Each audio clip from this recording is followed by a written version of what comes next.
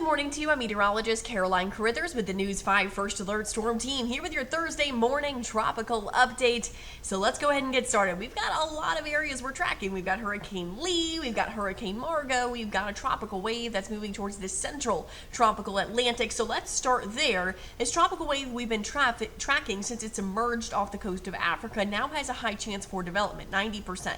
So we'll likely see a tropical depression or storm form in the next day or so. The good news is most of our early models indicate this staying in the Atlantic and not being a threat to our stretch of the Gulf Coast, but we'll continue to keep you updated on that. Moving on to Hurricane Lee, now down to a Category 1 hurricane. So as expected, it is weakening. That's thanks to wind shear. That is also thanks to a little bit of cooler water that it's moving over, thanks to the water being really churned up from Adalia and Franklin that moved through there not too long ago. Like I said, max winds now at 90 miles per hour.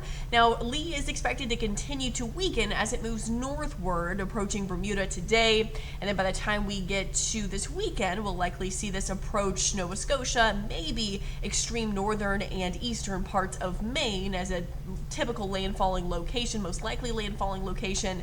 But this forecast track does keep Lee, the bulk of Lee, off of the East Coast, which is good news. However, the other news is the wind field of Lee is quite expansive. That's thanks to wind shear. Wind shear kind of spreads out the system, and while it's weakening, it is growing in size. So it can be weakening at the same time as growing in area and size. And so we are looking at hurricane force, tropical storm force winds well outside of the center here. So this is something that we've got to keep a close eye on, and that is why the tropical storm watches and warnings and hurricane warnings have been already issued for parts of New England. This includes Cape Cod, this includes the eastern coast of Maine as well, and all the way up to Nova Scotia as well. So no threats to our stretch of the Gulf Coast with Hurricane Lee. Hurricane Margot is expected to continue to spin itself away in the Atlantic. It'll weaken eventually, but it's just a fish storm, as we like to call it, not going to impact any land.